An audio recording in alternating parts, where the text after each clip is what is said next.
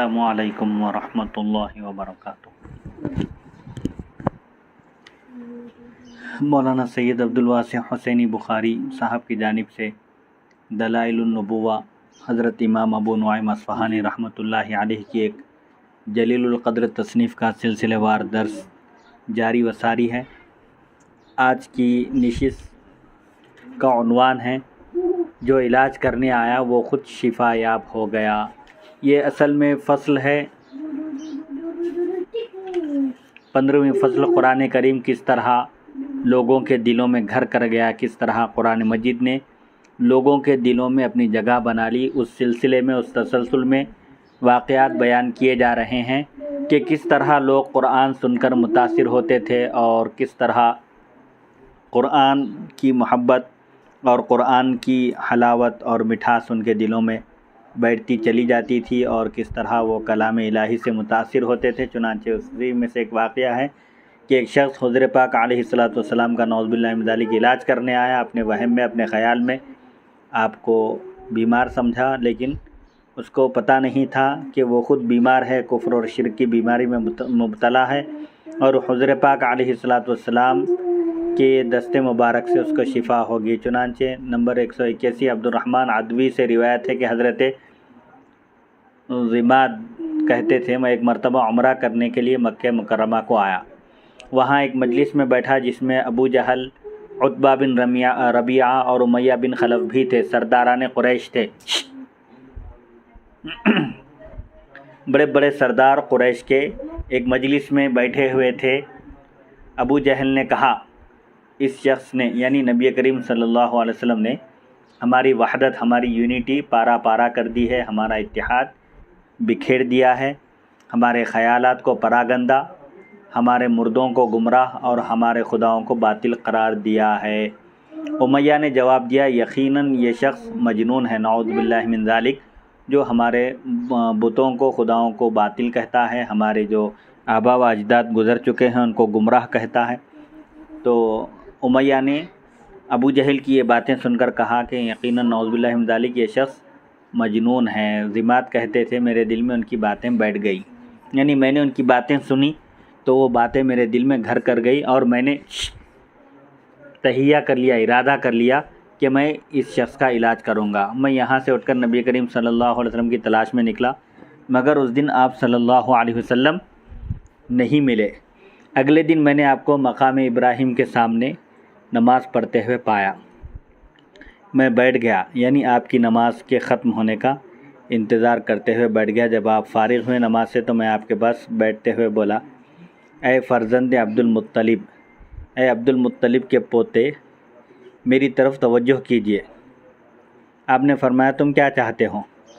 मैंने कहा, मैं रीह का इलाज करता हूँ, यानी कोई भी अगर बीमारी हो तो उसका मेरे पास इलाज मौजूद है, अगर आप चाहें तो मैं आपका इलाज कर सकता हूँ। ये कोई बड़ी बीमारी नहीं है। मैंने आपसे भी गए गुज़रे मरीज़ों को सेहत याब किया है, नौज़ु बिल्लाहि मिन ज़ालिक। ज़िमाद बिन सालबा है, कबीले बनु अज़द से इनका ताल्लुक़ था। इब्तिदाए इस्लाम ही में दौलत इस्लाम से मुशर्रफ़ हो गए। इब्न अब्बास रज़ियल्लाहु अन्हुमा ने आपसे कुछ रिवायतें भी ली हैं। तो ज़िमाद ने कहा कि मैंने कई अच्छे खासे मरीज़ों को मैंने सेहत याब किया है, मेरे हाथ से उनको शिफा मिली है। मैंने आपकी कौम की गुफ्तगू सुनी है, उनका कहना है कि आप उन्हें जाहिल करार देने, उनके इत्तिहाद को पारा पारा करने, उनके मुर्दों को गुमराह और खुदाओं को बातिल करार देने के मुर्तकिब हुए हैं। यानी आप उनकी यकजहती को, उनका कहना है, उनका मानना है कि आपने उनकी यकजहती को, उनके इत्तिहाद को, उनकी यूनिटी को आपने ख़त्म कर दिया, बिखेर दिया, पारा पारा कर दिया। उनके मुर्दों को, उनके आबा व अजदाद को जो दुनिया से रुखसत हो चुके हैं, आपने उन्हें गुमराह कहा और उनके खुदाओं को बातिल कहा। मैंने सोचा ऐसी बातें वही कर सकता है जिसे कुछ जुनून हो। नबी करीम सल्लल्लाहु अलैहि वसल्लम का आका ने यूँ आगाज़ किया, यानी ज़िमाद की गुफ्तगू के जवाब में नबी करीम सल्लल्लाहु अलैहि वसल्लम ने फरमाया, अल्हम्दुलिल्लाहि अहमदुहु व अस्तईनुहु व उमिनु बिही व अतवक्कलु अलैहि, मन यहदिहिल्लाहु फला मुज़िल्ल लहु व मन युज़लिलहु फला हादिय लहु व अशहदु अल्ला इलाहा इल्लल्लाहु वहदहु ला शरीक लहु। व अशहदु अन्न मुहम्मदन अब्दुहु व रसूलुहु। सब तारीफ़ें अल्लाह के लिए है, तमाम हम्द व सना का अल्लाह ताला ही मुस्तहिक़ है। मैं इसकी सना, उसकी तारीफ़ बयान करता हूँ, मैं इसकी तारीफ़ करता हूँ, उसी से मदद चाहता हूँ, उस पर ईमान लाता हूँ और इसी की ज़ात पर तवक्कुल भरोसा करता हूँ। जिसे अल्लाह हिदायत दे उसे कोई गुमराह नहीं कर सकता, और वो जिसे गुमराह कर दे उसे कोई हिदायत पर नहीं ला सकता, राह हिदायत नहीं दिखा सकता। और मैं गवाही देता हूँ कि खुदाए यकता के सिवा कोई माबूद बरहक नहीं, और गवाही देता हूँ कि मोहम्मद सल्लल्लाहु अलैहि वसल्लम उसके बंदे और रसूल है। ज़िमात कहते हैं, मैंने इससे हसीन और बेहतरीन कलाम कभी ना सुना था। मैंने ये कलाम दोबारा सुनने का तकाज़ा किया, यानी दोबारा ये कलाम सुनाने की हुज़ूर पाक अलैहिस्सलातु वस्सलाम से ख्वाहिश की तो आपने यही कलाम मुझे दोबारा सुना दिया। मैंने कहा आपकी दावत क्या है, यानी आपका पैगाम क्या है, आपका मैसेज क्या है। फरमाने लगे मेरी दावत यह है कि सिर्फ़ एक खुदा की इबादत करो, बुतों की मोहब्बत का पटा अपने गले से उतार फेंको और मेरी रिसालत पर ईमान लाओ। मैंने कहा ऐसा करने पर मुझे क्या मिलेगा? ईमान कबूल करने की सूरत में, अल्लाह और उसके रसूल को मानने की सूरत में मेरे लिए क्या फ़ायदा है, मुझे क्या मिलेगा? तो आप सल्लल्लाहु अलैहि वसल्लम ने फरमाया तुम्हारे लिए उसके सिले में जन्नत होगी अगर तुम अल्लाह की वहदानियत को मानोगे, अल्लाह को एक मानोगे, सिर्फ़ उसी की इबादत करोगे और मेरी रिसालत और नबूवत को तस्लीम करोगे तो तुम्हारे लिए जन्नत, आखिरत में तुम जन्नत के मुस्तहिक़ करार पाओगे। तो जब ज़िमात ने यह सुना तो कहा अशहदु अल्ला इलाहा इल्लल्लाहु वहदहु ला शरीका लह, मैं बुत परस्ती से बाज़ आया, आइंदा उसके करीब भी ना जाऊँगा, और गवाही देता हूँ कि आप अल्लाह के बंदे ख़ास और रसूल मुअज़्ज़म हैं। यानी ज़िमात ने हुज़ूर पाक अलैहिस्सलातु वस्सलाम की गुफ्तगू सुनी तो आपकी गुफ्तगू से मुतासिर होकर वो फ़ौरन इस्लाम कबूल किए। ज़िमात कहते हैं मैंने आपके पास ही क़ियाम रखा, यानी आपके पास क़ियाम किए, कुरान करीम की चंद सूरतें याद की और अपनी कौम की तरफ वापस हो गए। अब्दुल्लाह बिन अब्दुर्रहमान अदवी कहते हैं कि नबी करीम सल्लल्लाहु अलैहि वसल्लम ने हज़रत अली को एक जंग के लिए भेजा। वहाँ उन्हीं एक जगह 20 ऊँट मिले जो वो हाँक लाए, यानी उन ऊँटों को अपने साथ ले आए। बाद में हज़रत अली रज़ी अल्लाह अन्हु को मालूम हुआ कि यह कौम ज़िमात है, ज़िमात की कौम है, तो आपने फरमाया उन्हें वापस कर दो, यानी ये ज़िमात की कौम के ऊँट हैं, लिहाजा वापस कर दिए जाएँ। चुनांचे ऊँट वापस कर दिए गए। तो बहरहाल यहाँ भी बतलाना मकसद ये है कि कुरान मजीद और हुज़ूर पाक अलैहिस्सलातु वस्सलाम की ज़ुबान अक़दस से जब कुफ़ार और मुशरिकीन भी कुरान सुनते तो उनका दिल भी उनके क़ाबू में नहीं रहता था। अक्सर तो उसमें से कुरान मजीद की तासीर से ही कुरान मजीद को सुनकर मुसलमान हो जाते थे। कुरान सुनने से जुबैर बिन मुतइम की तकदीर बदल गई। आप फ़तह मक्का से कुछ अरसा पहले ईमान लाए, फिर मदीने मुनव्वरा में रहे और 54 हिजरी में मदीने मुनव्वरा ही में आपका इंतकाल हुआ। मोहम्मद बिन जुबैर बिन मुतइम अपने वालिद यानी जुबैर बिन मुतइम से रिवायत करते हैं कि मैं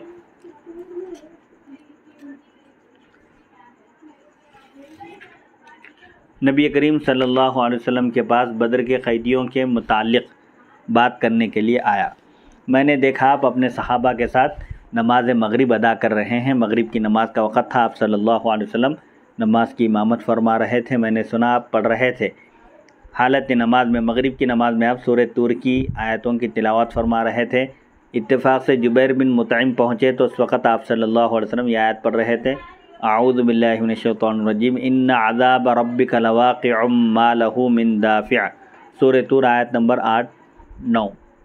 तर्जुमा, बेशक आपके रब का अज़ाब आने वाला है जिसको कोई दफ़ा नहीं कर सकता, जिस अज़ाब को कोई रोक नहीं सकता, टाल नहीं सकता। कहते हैं जुबैर, मैंने सुना तो यूँ लगा जैसे मेरा दिल फट रहा है। जब मैंने ये आयत सुनी आप सल्लल्लाहु अलैहि वसल्लम की ज़ुबान अक़दस से तो मुझ पर खौफ तारी हो गया। ये कुरान मजीद की तासीर थी। आप कहते हैं रिवायतों में आया है कि आपने ये आयत सुनी तो फ़ौरन मुसलमान हो गए, इस अंदेशे से कि कहीं उन पर अज़ाब ना नाजिल हो जाए। नंबर 183, यही मोहम्मद बिन जुबैर अपने वालिद से रिवायत करते हैं कि वो बदर के कैदियों के मुतालिक बात करने के लिए आए। नबी करीम सल्लल्लाहु अलैहि वसल्लम नमाज मगरिब में सूरह तूर की तिलावत फरमा रहे थे। कहते हैं आपकी तिलावत से मुझे यूँ लगा जैसे किसी ने मेरे पाँव में ज़ंजीर डाल दी है। कुरान मजीद सुनकर मैं कुरान मजीद की हलावत, उसकी बलागत और फसाहत के आगे मैं ढेर हो गया اور یوں میرے اسلام لانے کا پہلا سبب مہیا ہوا یعنی فراہم ہوا، یعنی قرآن مجید سننے کے بعد آپ کے دل میں اسلام لانے کا خیال آیا۔ نمبر 183 نمبر 184 انس بن مالک رضی اللہ عنہ سے روایت ہے کہ بنو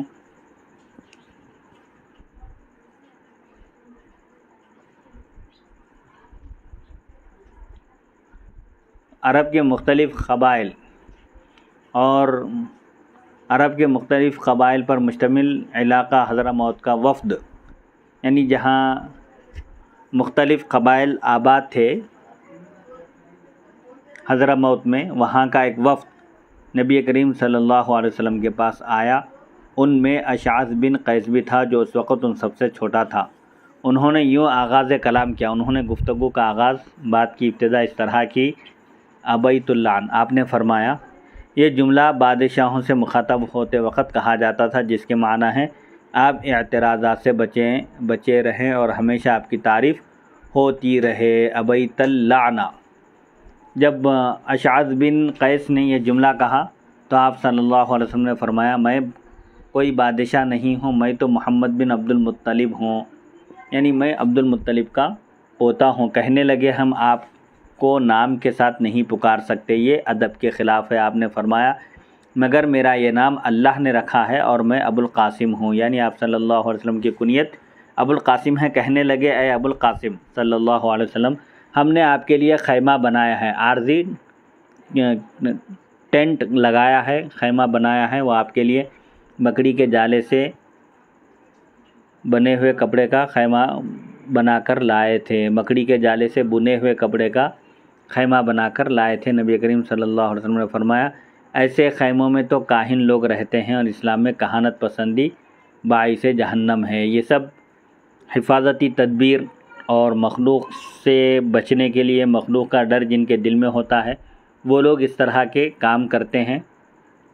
اس طرح کے خیموں میں کاہن لوگ رہتے ہیں جو غیب کی خبر دیتے ہیں، اندازے پر وہ لوگ رہتے ہیں، اور اسلام میں کہانت پسندی جہنم میں لے جانے والی ہے، یعنی غیب کی خبر صرف اندازے سے بغیر اللہ کے بتائے کہ کوئی دعویٰ کرتا ہے اور غیب کی خبر دیتا ہے، تو یہ کہانت پسندی جس کو کہتے ہیں، جیسے آج کل فال وغیرہ کا ہے، لوگ طوطے سے فال لیتے ہیں، یہ سب درست نہیں ہے۔ کہانت پسندی بغیر یعنی صرف اندازے سے اپنے گمان کی بنیاد پر لوگوں کو غیب کی باتوں کو بتانا، یہ جہنم میں لے جانے والی چیز ہے۔ اہل وفد نے کہا، جو حضرموت کا جو وفد آپ کی خدمت میں ڈیلیگیٹ حاضر ہوا تھا، انہوں نے کہا ہمیں آپ کی رسالت کا کس طرح یقین ہو سکتا ہے، یعنی ہم کیسے تسلیم کریں کہ آپ اللہ کے رسول ہیں۔ تو آپ صلی اللہ علیہ وسلم نے کنکروں کی ایک مٹھی بھر کر فرمایا، یعنی اپنی دست مبارک میں اپنی مٹھی میں کنکر لیا اور فرمایا یہ میری رسالت کی گواہی دیں گے، یہ جو کنکر ہے بے جان چیز ہے، یہ میرے رسول ہونے کی گواہی دیں گے۔ تو اسی وقت کنکریوں سے آواز آئی نشہد انک رسول اللہ، ہم گواہی دیتے ہیں کہ آپ اللہ کے رسول ہیں۔ بے جان کنکریوں نے آپ کی مٹھی میں کلمہ پڑھا۔ نبی کریم صلی اللہ علیہ وسلم نے ان کو اپنا معجزہ دکھایا۔ نبی کریم صلی اللہ علیہ وسلم نے فرمایا اللہ نے مجھے حق دے کر بھیجا ہے، یعنی حق کے ساتھ مجھے مبعوث کیا اور مجھ پر وہ کتاب اتاری ہے جس کے قریب باطل کبھی پھٹک نہیں سکتا، نہ آگے سے نہ پیچھے سے، یعنی یہ قرآن مجید ہے، محکم کلام ہے، اللہ اس کی حفاظت کا محافظ ہے، ذمہ لیا ہے اپنے فضل و کرم سے، اور یہ قرآن مجید ترازو میں عظیم پہاڑ سے بھی وزنی اور تیرگی شب میں کوكب شہاب جیسی منور ہے، یعنی قرآن مجید یہ عظیم بہت بڑے پہاڑ سے بھی زیادہ وزنی ہے، یعنی جو اس کی تلاوت کرے گا اس کا ثواب جب رکھ کر تولا جائے گا تو پہاڑ سے بھی بڑھ کر بھاری اور وزن ہوگا، اور اندھیری رات میں یہ روشن ستارے کی جیسی کتاب ہے جو گمراہی اور ضلالت میں بھٹکتے ہوئے لوگوں کی رہنمائی کرنے کے لیے کافی ہے۔ کہنے لگے ہمیں اس کا کچھ حصہ سنائیے، یعنی قرآن مجید کا کچھ حصہ، کچھ آیتیں ہمیں پڑھ کر سنائیے، تلاوت کیجیے۔ تو نبی کریم صلی اللہ علیہ وسلم نے سورہ صافات کی تلاوت شروع کی۔ جب آپ رب المشارق و رب المغارب تک پہنچے تو خاموش ہو گئے، یعنی ابتدائی چند آیتیں پڑھتے ہوئے آپ جب اس آیت پر پہنچے تو آپ خاموش ہو گئے، آپ پر ایک سکوت طاری ہو گیا۔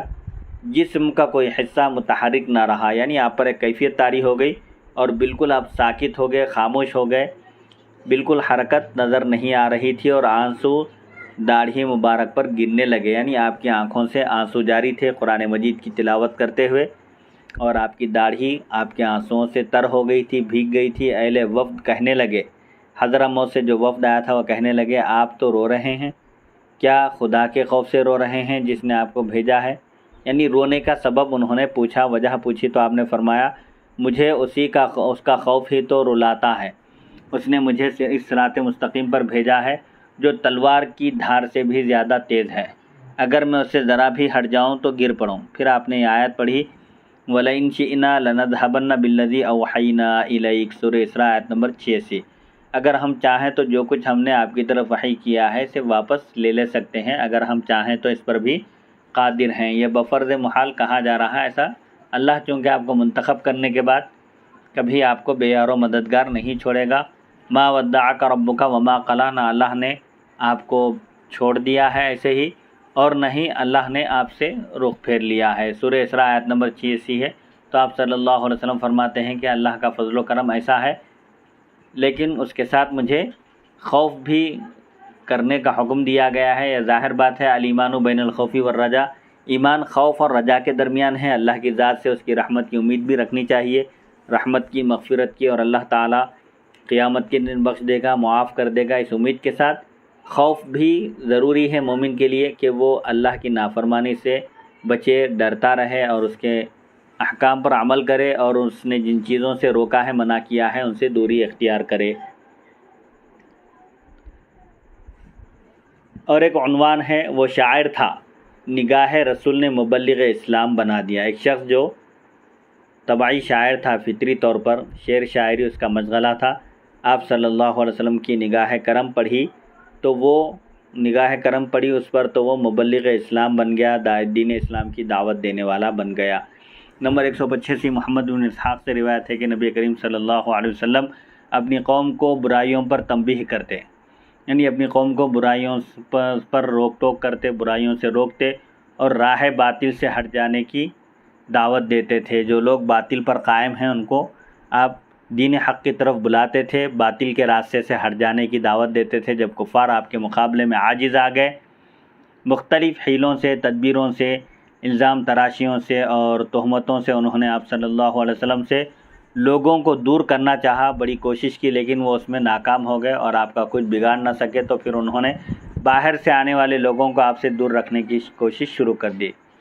طفیل، آپ کے متعلق زیر بحث حدیث میں یہاں تک تو معلوم ہو جائے گا کہ آپ مکہ مکرمہ میں اسلام لائے اور نبی کریم صلی اللہ علیہ وسلم کے حکم پر اپنی قوم میں تبلیغ کے لیے، دعوت دین کے لیے تشریف لے گئے، اور ہجرت کے بعد نبی کریم صلی اللہ علیہ وسلم کے پاس حاضر ہوئے جبکہ آپ نے خیبر کا محاصرہ کیا تھا۔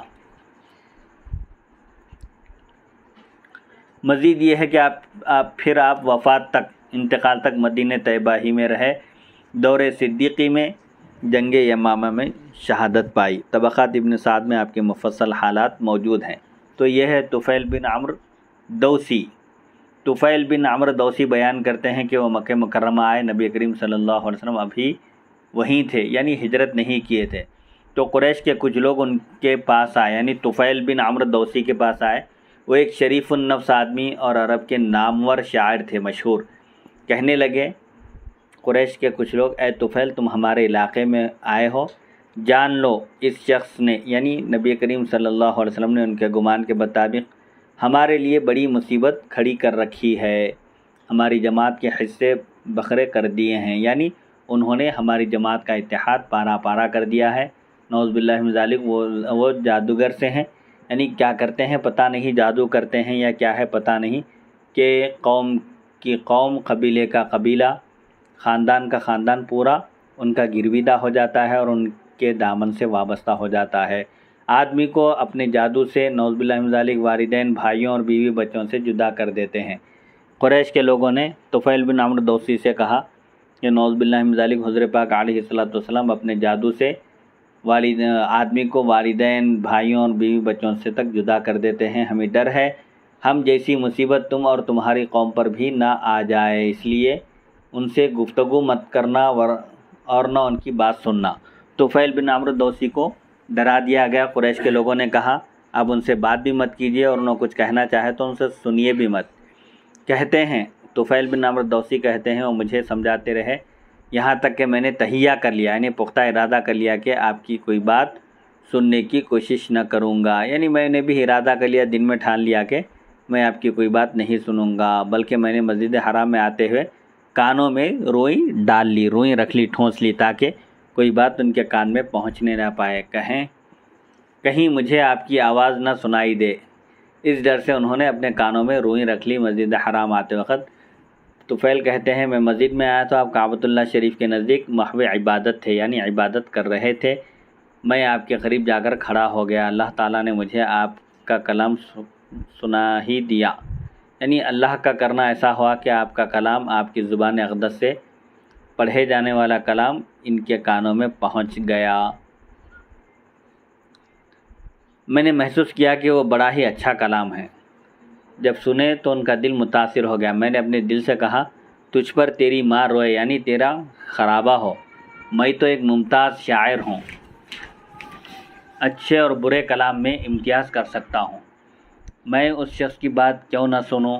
یعنی جب اچھے اور برے میں تمیز کرنے کی صلاحیت ہے تو ان کی گفتگو بات سننی چاہیے تاکہ ان کی بات کو پرکھا جائے کہ وہ کیا کہتے ہیں، پھر کیوں نہیں سننا چاہیے۔ یہ کہہ کر اگر اچھی ہے بات، اگر ان کی گفتگو اچھی ہے تو مان لوں گا، اور اگر اچھی نہیں ہے تو اسے کنارہ کشی اختیار کروں گا، چھوڑ دوں گا۔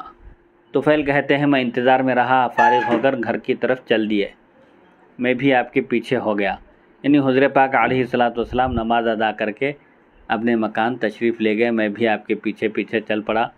آپ گھر میں داخل ہوئے تو میں بھی پیچھے سے جا پہنچا اور کہا اے محمد صلی اللہ علیہ وسلم، آپ کی قوم نے مجھے ایسی ویسی باتیں کہی ہیں، بخدا انہوں نے مجھے آپ سے اس قدر ڈرا دیا کہ میں نے کانوں میں روئی ٹھونس لی تاکہ آپ کی کوئی بات مجھے سنائی نہ دے سکے، مگر اللہ نے مجھے ہر قیمت پر آپ کا کلام سنا ہی دیا۔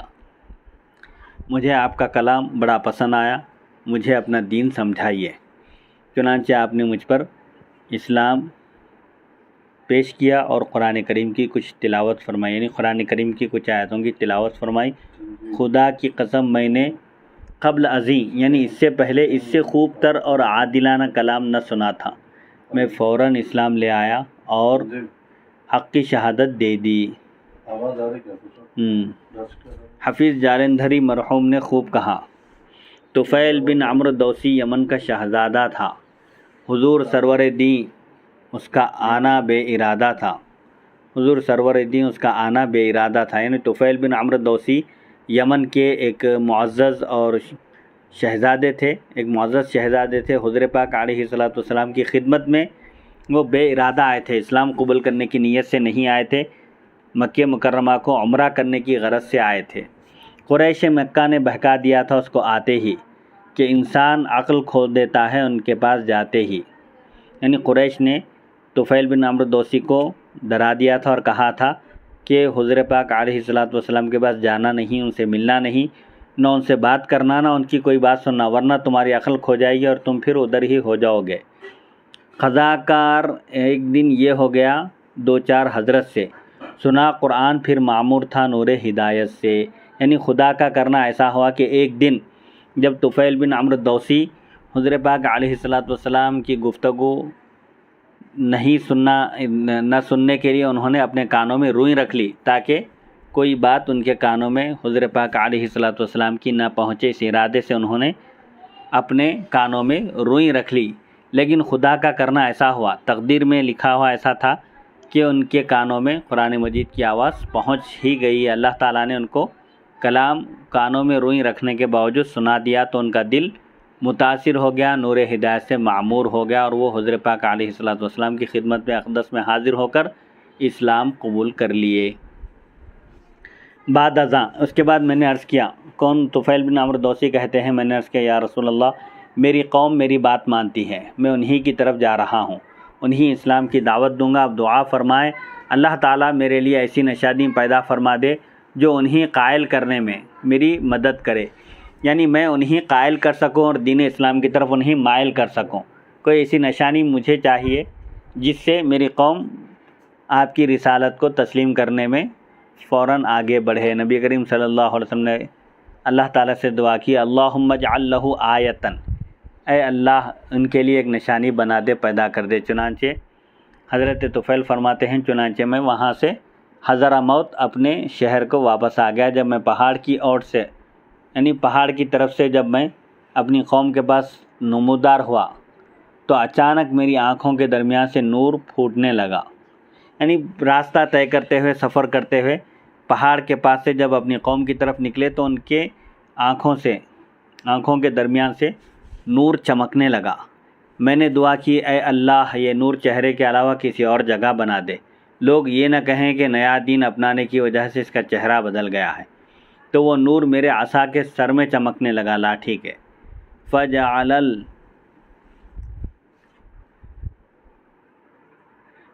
الحضار يتراءون ذلك النور في صوتي كالقنديل المعلق وانا هابط اليهم من الثنية۔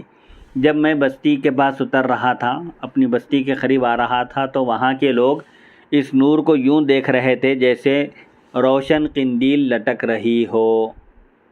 یعنی آپ پہاڑ کی طرف سے جب اپنے وطن پہنچے تو آپ کی قوم کے لوگ، وہاں کے مختلف قبائل کے لوگ دیکھ رہے تھے کہ ایک نور چمک رہا ہے۔ میں گھر پہنچا تو میرے والد میرے منتظر تھے۔ طفیل کہتے ہیں، جب میں گھر پہنچا تو میرے والد میرا انتظار کر رہے تھے۔ وہ بوڑھے ہو گئے تھے، بوڑھے شخص تھے۔ میں نے ان سے کہا، میرا فیصلہ سن لیجئے، میرا اور آپ کا تعلق ختم ہوا۔ کہنے لگے، کیوں اے بیٹے؟ میں نے کہا، میں اسلام لے آیا اور دین محمد صلی اللہ علیہ وسلم کا پیروکار متبع بن گیا ہوں۔ والد نے کہا، بیٹا تمہارا دین میرا دین ہے۔ پھر انہوں نے غسل کیا اور پاک کپڑے پہن کر آ گئے۔ میں نے ان پر اسلام پیش کیا اور وہ کلمہ پڑھ کر حلقہ بگوش اسلام ہو گئے۔ پھر میری بیوی میرے پاس آئی، میں نے اسلام قبول کر لیے۔ پھر میری بیوی میرے پاس آئی، میں نے ان سے بھی کہا، میرا فیصلہ سن لو، میرا تمہارا تعلق ختم ہو گیا۔ کہنے لگی، کیوں؟ تم پر میرے والدین قربان۔ میں نے کہا، اسلام نے میرے اور تمہارے درمیان فرق کر دیا ہے، اس میں مسلمان ہونے کی وجہ سے اب ہم دونوں ساتھ نہیں رہ سکتے۔ میں مسلمان ہو گیا ہوں اور دین محمدی کا حامی بن گیا ہوں صلی اللہ علیہ وسلم۔ وہ بھی کہنے لگی، تمہارا دین میرا دین ہے، یعنی تم جس دین پر ہو میں بھی اسی دین پر ہوں۔ اور یہ کہہ کر وہ بھی اسلام لے آئیں۔ میں نے اپنے قبیلہ دوس مشہور قبیلہ ہے، ان کی والدہ بھی ایمان لا لی؟ ان کی والدہ نے، ان کی یہ بیوی ہیں یہ۔ اچھا، بیوی۔ والد مسلمان ہو گئے آتے ہی، جی۔ انہوں پہنچتے ہی غسل کر کے صاف ستھرے کپڑے پہن کے انہوں جب اسلام پیش کرتے ہی ان کے والد بھی اسلام قبول کر لیے۔ بیوی کو بولے تو بیوی بھی اسلام قبول کر لی۔ پھر کہتے ہیں طفیل، میں نے اپنے قبیلہ دوس کو دعوت اسلام دی مگر انہوں نے سستی اور کاہلی کا مظاہرہ کیا، فوراً اسلام قبول نہیں کیے۔ نبی کریم صلی اللہ علیہ وسلم کی خدمت میں حاضر ہوا اور کیا، یا رسول اللہ صلی اللہ علیہ وسلم، دوس مجھ پر غالب آ گئے ہیں۔ میں نے انہیں دعوت دی لیکن وہ دعوت قبول نہیں کیے، ان کے لیے دعا فرمائے۔ آپ نے فرمایا، اے اللہ دوس کو ہدایت عطا فرما۔ اے طفیل، اپنی قوم کے پاس جاؤ، انہیں دعوت دو اور نرمی اختیار کرو، یعنی نرمی کے ساتھ دین کی دعوت پیش کرو، اللہ کی وحدانیت کا پیغام پہنچاؤ۔ حضور پاک علیہ الصلوۃ والسلام کے ارشاد اور دعا کے بعد آپ پھر واپس آئے اور مسلسل اسلام کی دعوت دیتے رہے، یہاں تک کہ نبی کریم صلی اللہ علیہ وسلم مدینہ طیبہ کو ہجرت کر گئے۔ بدر و احد اور خندق کی جنگیں ہوئیں۔ اس کے بعد میں اپنی قوم کے مسلمانوں کو لے کر حاضر دربار رسالت ہوا صلی اللہ علیہ وسلم۔ نبی کریم صلی اللہ علیہ وسلم اس وقت خیبر میں تھے۔ اس دفعہ میں قبیلہ دوس کے 70 یا 80 مسلمان گھرانے ساتھ لے آیا تھا۔ اس مرتبہ جب حضور پاک علیہ الصلوۃ والسلام کی خدمت اقدس میں حاضر ہوئے تو 70 یا 80 گھرانے آپ کے ساتھ تھے جو مسلمان ہو چکے تھے۔ تاثیر قرآن کے چند مزید مشاہدات۔ قرآن مجید کی تاثیر دلوں پر کس طرح اثر کرتی تھی، کس طرح دلوں میں قرآن مجید گھر کرتا تھا، وہ چشمدید واقعات کچھ جو ہیں مشاہدے میں جو آئے ہیں وہ بیان کر رہے ہیں۔ حضرت عمر فاروق رضی اللہ عنہ کے اسلام کا واقعہ۔ نمبر 186 ابن عباس رضی اللہ عنہما سے روایت ہے کہ میں نے عمر بن خطاب سے سوال کیا، آپ کو فاروق کیوں کہا جاتا ہے؟ آپ کہنے لگے امیر حمزہ مجھ سے 3 دن پہلے اسلام لائے تھے، میں آپ کے اسلام کے 3 دن بعد کسی ارادے سے باہر نکلا، مجھے فلاں بن فلاں مخزومی مل گیا، مخزوم قبیلہ ہے یہ، کہ ایک شخص مل گیا، میں نے کہا سنا ہے تم اپنے باپ دادا کا دین چھوڑ کر دین محمدی کے پابند ہو گئے ہو۔ اس نے کہا میں نے ایسا کیا ہے تو وہ شخص بھی ایسا ہی کر چکا ہے جس کا حق تم پر مجھ سے بھی زیادہ ہے۔ میں نے کہا کون؟ اس نے جواب دیا تمہارے بہنوئی اور بہن۔ کہتے ہیں میں وہیں سے ادھر کو ہو لیا، یعنی فوراً بہنوئی کے گھر کی طرف چل دیا، دیکھا تو دروازہ بند تھا اور کچھ دھیمی سی یعنی آہستہ سے آواز آ رہی تھی۔ دروازہ کھلا، میں اندر گیا اور پوچھا کہ تم لوگ کیا پڑھ رہے تھے؟ وہ کہنے لگے تم نے کچھ سنا ہے؟ چنانچہ میرے اور ان کے درمیان تکرار بحث ہوتی رہی، یہاں تک کہ میں نے اپنے بہنوئی کا سر پکڑ لیا اور اتنا مارا کہ لہو لہان کر دیا۔ کون تھے یہ ان کے بہنوئی؟ سعید بن زید رضی اللہ عنہ، جو عشرہ مبشرہ میں سے ہیں، حضرت عمر کے وہ بہنوئی تھے، ان کی بہن فاطمہ کے شوہر۔ حضرت عمر کہتے ہیں میری بہن اٹھی اور میرے سر کو جھنجھوڑتے ہوئے بولی، یعنی میرا سر پکڑ کر بولی اپنی ذلت خود کروانا چاہتے ہو؟ چنانچہ خون بہتا دیکھ کر مجھے حیا محسوس ہوئی، شرم آئی اور میں بیٹھ گیا۔ میں نے کہا مجھے وہ کتاب دکھاؤ۔ بہن نے کہا اسے صرف پاک لوگ ہی ہاتھ لگا سکتے ہیں، اگر تمہاری نیت سچی ہے، درست ہے، اچھی ہے تو اٹھو غسل کرو۔ حضرت عمر کہتے ہیں میں نے اٹھ کر غسل کیا اور آ کر بیٹھ گیا۔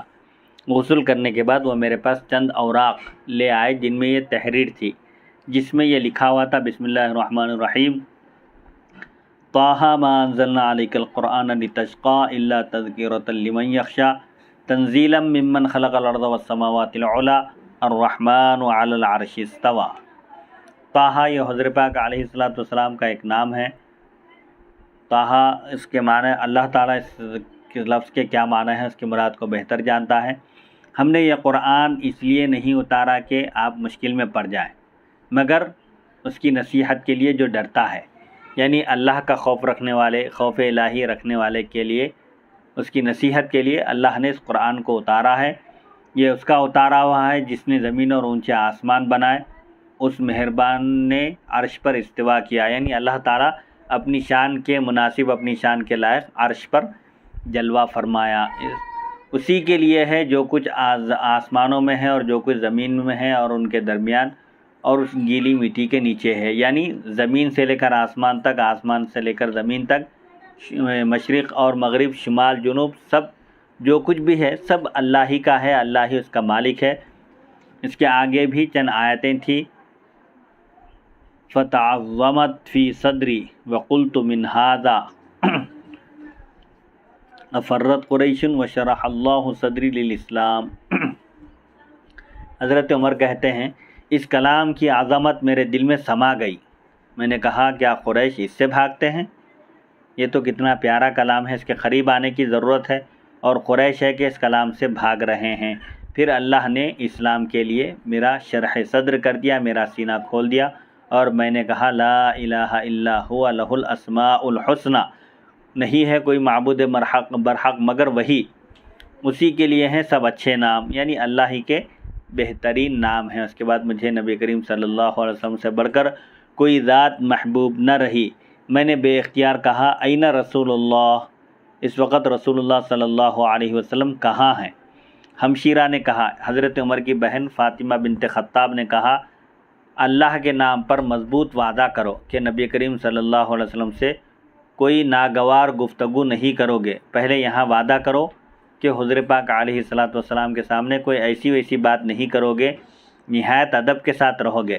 تو میں نے کہا ہاں ٹھیک ہے، میں وعدہ کرتا ہوں۔ تو کہنے لگی وہ دار ارقم بن ابی ارقم میں ہیں، صفا پہاڑی کے نزدیک دار ارقم میں حضور پاک علیہ السلام دعوت دین میں، تبلیغ دین متین میں مصروف ہیں۔ چنانچہ حضرت عمر کہتے ہیں چنانچہ میں وہاں پہنچا، حضرت امیر حمزہ رضی اللہ عنہ بھی آپ کے صحابہ میں وہیں موجود تھے۔ میں نے دروازہ کھٹکھٹایا، سب لوگ اکٹھے ہو کر دروازے کے پاس آ گئے۔ امیر حمزہ نے کہا کیا بات ہے، کیا بات ہے؟ تو کہنے لگے عمر بن خطاب آ گئے ہیں۔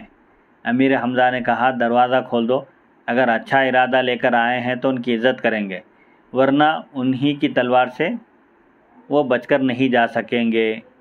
نبی کریم صلی اللہ علیہ وسلم نے یہ گفتگو سن کر فرمایا کیا بات ہے تمہیں، یعنی کیا ہو گیا ہے تمہیں، کیا بات چل رہی ہے؟ صحابہ نے عرض کیا کہ عمر بن خطاب آئے ہیں، کیونکہ حضرت عمر رضی اللہ عنہ سے پہلے حضرت حمزہ اسلام قبول کیے، اور حضرت حمزہ کے اسلام قبول کرنے کی وجہ سے مسلمانوں کو ایک قسم کی تقویت، ہمت آ گئی تھی مسلمانوں میں۔ لیکن حضرت عمر کا ڈر تھا ان کو، کیونکہ وہ بہت سخت مزاج تھے اور اس وقت تک ابھی آپ اسلام قبول نہیں کیے تھے، اور عرب کے لوگ بھی ان سے ڈرا کرتے تھے۔ صحابہ نے کہا کہ عمر آئے ہیں، اب پتہ نہیں وہ کس ارادے سے آئے ہیں، تو نبی کریم صلی اللہ علیہ وسلم فرمائے کہ عمر کو آنے دو، آپ خود وہاں دروازے کے پاس تشریف لائے۔ پھر حضرت عمر کہتے ہیں مجھے گریبان سے پکڑ کر جھنجھوڑا، جس سے میں بے اختیار گھٹنوں کے بل زمین پر گر پڑا، یعنی مجھے پکڑ کر ہلا دیا، میرا پورا وجود ہل گیا اور میں گھٹنوں کے بل زمین پر آ رہا گر گیا۔ آپ نے ارشاد فرمایا اے عمر تم باز نہیں آتے، یعنی ابھی بھی کیا تم مسلمان نہیں ہوگے، ابھی تمہارے اسلام لانے کا وقت نہیں آیا اور تم شرک اور کفر سے باز نہیں آتے؟ تو عمر فاروق کہتے ہیں یعنی حضور پاک صلی اللہ علیہ وآلہ وسلم حضرت عمر رضی اللہ عنہ نے گریبان پکڑ کے جھنجھوڑے۔ ہاں، وہ ایک انداز جو رہتا تھا عرب کا، کسی کو جھنجھوڑنے کا، ان کو بولنے کا کہ بھئی ایک وقت ہو گیا، اسلام کی دعوت دی جا رہی ہے اور سب لوگ اس دین میں ابدی نجات حاصل کرنے کے لیے داخل ہو رہے ہیں، اور تم کس بات کا انتظار کر رہے ہو، تم کو تو اب تک مسلمان ہو جانا چاہیے تھا۔ تو آپ نے ان کو جھنجھوڑا۔ تو اس وقت حضرت عمر فاروق کہتے ہیں میں پکار اٹھا، یعنی جب حضور فرمایا تو میں نے کہا اشہد ان لا الہ الا اللہ وحدہ لا شریک لہ واشہد ان محمدا عبدہ ورسولہ۔ سبحان اللہ سبحان اللہ۔ حضرت عمر رضی اللہ عنہ کا مسلمان ہونا تھا کہ دار ارقم میں موجود صحابہ نے بآواز بلند نعرہ تکبیر کہا، یعنی صحابہ اللہ اکبر کا نعرہ لگائے، جس کی گونج حرم کعبہ تک سنائی دی۔ صفا پہاڑ سے خانہ کعبہ تک صحابہ کرام کی آواز آئی نعرہ تکبیر کی۔ حضرت عمر نے عرض کیا مسلمان ہونے کے بعد، اسلام قبول کرنے کے بعد عرض کیا یا رسول اللہ کیا ہم حق پر نہیں ہیں، زندہ رہیں یا مریں؟ اگر ایسی حالت میں اگر ہمارا انتقال ہو جائے تو کیا ہم حق پر نہیں ہیں؟ تو آپ صلی اللہ علیہ وسلم نے فرمایا کیوں نہیں، ہم حق پر ہیں، ہاں زندگی اور موت دونوں حالتوں میں تم حق پر ہو۔ تو میں نے کہا پھر یہ چھپنا کیسا، یعنی جب تک حضرت عمر مسلمان نہیں ہوئے تھے اس وقت تک مسلمان خانہ کعبہ میں چھپ کر نماز ادا کیا کرتے تھے، علانیہ اپنے اسلام کی تشہیر نہیں کرتے تھے۔ جو حضرت عمر نے عرض کیا کہ جب ہم حق پر ہیں تو ہم کو ڈرنے کی دبنے کی کیا ضرورت ہے، اس خدا کی قسم جس نے آپ کو حق کے ساتھ بھیجا ہے آپ ضرور باہر تشریف لائیں، آپ چلیے۔ اس کے بعد جب حضرت عمر رضی اللہ عنہ مسلمان ہوئے تو کہتے ہیں چنانچہ ہم وہاں سے نکل پڑے، صحابہ جتنے حضور پاک علیہ السلام کے ساتھ تھے سب نکل پڑے، دو صفیں بنا کر چلے لوگ۔ ہماری دو صفیں تھیں، ایک میں حضرت امیر حمزہ رضی اللہ عنہ تھے اور دوسری صف میں حضرت عمر کہتے ہیں میں تھا۔ ایک غبار اٹھا اور ہم مسجد میں جا پہنچے، یعنی پورے بڑی جماعت جب نکل کر چلی کوہ صفا کے پاس سے، دار ارقم سے نکل کر خانہ کعبہ کو پہنچے، تو ظاہر بات ہے کئی لوگ نکل کر باہر چلیں تو دھول اڑتی ہے، گرد و غبار چھا جاتا ہے، تو اسی طرح ہم تیز تیز دو صف بنا کر مسجد حرام میں جا پہنچے۔ جب قریش نے مجھے اور حضرت حمزہ دونوں کو یوں دیکھا تو دل گرفتہ ہو کر رہ گئے، یعنی ان کی ہمت پست ہو گئی، ان دونوں سے ان کو زیادہ ہمت تھی۔ تو حضرت امیر حمزہ بھی مسلمان ہو گئے اور حضرت عمر بھی مسلمان ہو گئے، تو ان کے دل کمزور پڑ گئے، ایسی مشکل ان پر کبھی نہ آئی ہوگی، یعنی ان دونوں کو دیکھتے ہی ان کے حواس باختہ ہو گئے، ان کی ہوا اتر گئی سمجھے۔ تب نبی کریم صلی اللہ علیہ وسلم نے میرا نام فاروق رکھا، کیونکہ حق اور باطل میں فرق ہو گیا تھا، یعنی حضرت عمر کے مسلمان ہونے سے اسلام کو غلبہ عطا ہوا، غلبہ ملا، اور مسلمان بھی علانیہ مسجد حرام میں نماز پڑھنے لگے اور کافروں کی ہمت پست ہو گئی، تو حضرت عمر کی وجہ سے حق اور باطل میں امتیاز ہو گیا۔ اور دیگر واقعات بھی ہے کہ حضور پاک علیہ السلام حضرت عمر کے لیے دعا بھی کیا کرتے تھے کہ اے اللہ دو عمر میں سے ایک عمر سے اسلام کو تقویت عطا فرمائے، ایک عمر بن ہشام ایک عمر بن خطاب ہے، تو حضرت عمر بن خطاب کے حق میں حضور پاک علیہ السلام کی ابو جہل ہے، تو کیونکہ ان دونوں کا بھی اثر و رسوخ بہت زبردست تھا قریش میں، اور ان دونوں سے لوگوں کو ہمت ہو سکتی تھی، تو ان دونوں میں سے اللہ کے محبوب اور مقرب، اسی لیے حضور دعا میں عرض کیے تھے کہ ان دونوں میں جو سب سے زیادہ تجھ کو محبوب ہے اس کے ذریعے اسلام کو غلبہ عطا فرما۔ سبحان اللہ، تو سبحان حضرت اللہ۔ عمر بن خطاب کے حق میں آپ کی دعا مقبول ہوئی اور حضرت عمر مسلمان ہو گئے۔ شاہ حبشہ نجاشی کا قبول اسلام، یہ حضرت عمر رضی اللہ عنہ قرآن مجید سن کر ہی اسلام سے متاثر ہوئے۔ یہ ایک واقعہ ہے جو مشاہدے میں آیا ہے۔ اس طرح کے چند واقعات بیان کریں گے کہ قرآن مجید سن کر کس طرح لوگ قرآن مجید کے گرویدہ ہوتے چلے جاتے تھے اور حضور پاک علیہ الصلوۃ والسلام کی خدمت اقدس میں حاضر ہو کر مسلمان ہوتے تھے۔ حضرت عمر اور ایسے ہی بہت سارے صحابہ ہیں، ابھی جیسے جبیر بن مطعم کا واقعہ گزرا کہ مغرب کی نماز کے وقت پہنچے، سورہ طور کی حضور پاک علیہ الصلوۃ والسلام تلاوت فرما رہے تھے، ان عذاب ربک لواقع ما لہ من دافع، جب یہ آیت سنیں کہ آپ کے رب کا عذاب ضرور آ کر رہے گا جس کو کوئی ٹال نہیں سکتا، کوئی اس عذاب سے اللہ کے سوا بچا نہیں سکتا، جب یہ آیت سنے تو وہ فوراً مسلمان ہو گئے، ان پر ایک ہیبت طاری ہو گئی، قرآن مجید سے متاثر ہوئے اور ایسا محسوس ہوا کہ واقعتاً عذاب اگر میں اسلام قبول نہیں کروں گا تو مجھ پر اسی وقت یہی عذاب نازل ہو جائے گا، اس ڈر سے وہ فوراً مسلمان ہو گئے۔ قرآن مجید کی اس طرح تاثیر ہوتی تھی، اور عرب بھی ایک دوسرے کو روکنے کے باوجود رات میں چھپ کر وہ لوگ قرآن مجید سنا کرتے تھے، کیونکہ قرآن مجید ایسا کلام ہے کہ اس کی تاثیر لوگوں کے دلوں میں چھپ کر سنا کرتے تھے۔ جی ہاں، دن میں حالانکہ سب کو تاکید کرتے تھے، منع کرتے تھے کہ کوئی یہ کلام نہ سنے، کیونکہ جو بھی یہ کلام سنتا ہے وہ ادھر ہو جاتا ہے، مسلمان ہو جاتا ہے، ہمارے قبضے میں نہیں رہتا، لہٰذا اپنے دلوں کو اپنے قبضے میں رکھنے کے لیے یہ کلام بھی مت سنو، ان کے پاس جاؤ بھی مت۔ لیکن جب رات میں صحابہ کرام حضور پاک علیہ الصلوۃ والسلام تہجد میں جب قرآن کی تلاوت کرتے تو یہ لوگ سب پورے جتنے لوگ دن میں روکتے تھے ایک دوسرے کو، سب جمع ہوتے تھے سننے کے لیے، لیکن کسی کو معلوم ہوئے بغیر چوری چھپے جمع ہو کے سنتے تھے اس طرح۔ تو انشاءاللہ آگے تاثیر قرآن کے جو مشاہدات ہیں اس میں سے نجاشی کا قبول اسلام اور اس طرح کے مختلف واقعات آئیں گے۔ آج کی نشست اسی واقعے پر ختم ہوتی ہے۔ واقعہ نمبر اب آگے یہ تو 186 تھا، انشاءاللہ واقعہ نمبر 187 سے اگلی نشست ہوگی۔ وصلی اللہ تعالی علی خیر خلقہ سیدنا محمد و آلہ و صحبہ اجمعین والحمد للہ رب العالمین۔